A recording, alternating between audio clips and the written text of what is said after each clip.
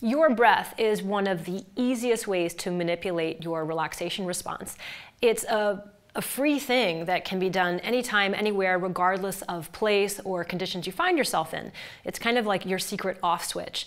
So I'm going to show you a few different ways to charge up your relaxation response by activating an extended exhalation strategy. So one is just seated, and this can be done, right here we're sitting down, and Stephanie's got a pillow. She's going to actually pull the pillow and wrap one hand around the abdomen and one hand around the rib cage, and I'm doing it without a pillow. The reason we have the pillow or we have our arms wrapped around is so that you have some feedback about the zones of respiration. The zones of respiration are the abdomen, the rib cage, and the neck. And to induce the relaxation response, primarily, we want to stay in the gut and rib cage area. So we'll do this by breathing in a way where you breathe till you feel full. And you're going to feel the fullness against your hand around your abdomen and the hand around your rib cage. And once you're full, you hold for just a count of 4. 2, 3, 4. And then exhale longer than you inhaled. So this is an interocepted experience, meaning you want to feel from inside your body that you're exhaling longer than you inhale, and then hold for a count of 6 at the end of your exhale. And you can even give yourself a little extra pressure on the exhale with the hugging hands, because the pressure of the hug actually is one of the things that also stimulates your vagus nerve and the relaxation response. Now we're going to transition that into a laying down position so that we can boost even more parasympathetic features, even more actions that the vagus nerve responds to in terms of position coupled with breath.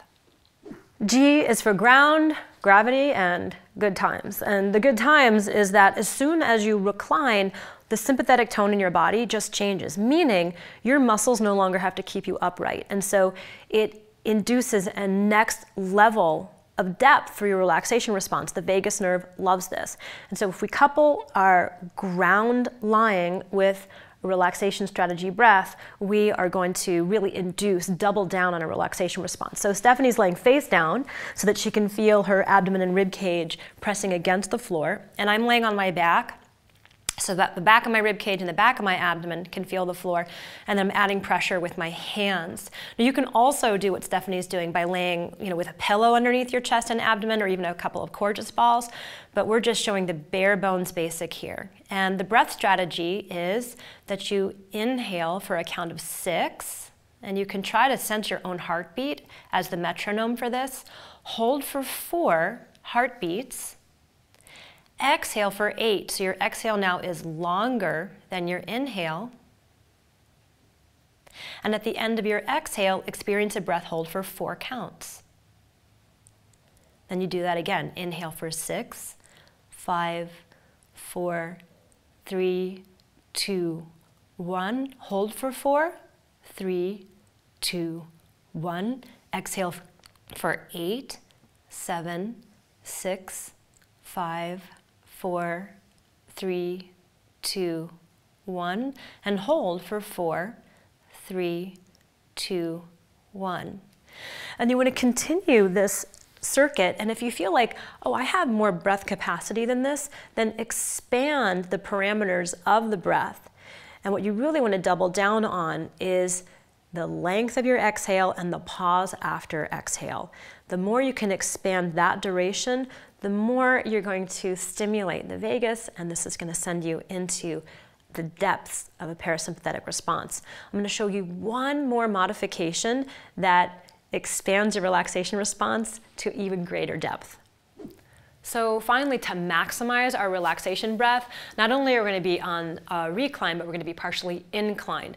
So you can use a block or a Coregeous ball, raise your pelvis up, and place the object underneath your sacrum. And what this is going to do is just even here, even without a breath pattern, her pelvis being higher than her heart, higher than her head, stimulates something called the baroreceptor reflex in the side of the neck. And the baroreceptors are located in the carotid sinus. That's really in the carotid artery. And it's mediated by your vagus nerve. So when your body starts to sense that there's too much blood flowing downhill towards the brain, there's a very quick feedback loop that ends up slowing down your heart rate, slowing down your breath pace, and actually constricting your arteries.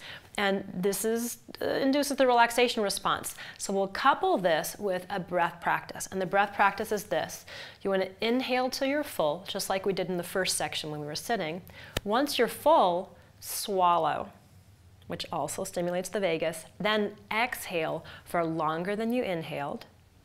You can take as long as you like. And once you've completed the exhale, you're going to pause again, but this pause is simply you waiting until your body needs to breathe in again. So you'll let yourself be in a breath vacation for as long as your body needs, and then when you need to breathe in again, fill till you're full. Once you're full, you'll swallow. And it's not about swallowing saliva so much. This is just about inducing a swallow action, which simulates the vagus. Then you exhale. And when you're done with the exhale, you rest and wait. And you let the desire to breathe accumulate in your body. And once that desire is strong enough, then you do give into it by filling, swallow, exhale, and so on. And this is a great little sequence to scale your way into a deeper and deeper relaxation response, all mediated by extending your exhalations and different positions. This is free to use at your command anytime, anywhere, because it's embedded in your biology and your physiology. You have the right to relax.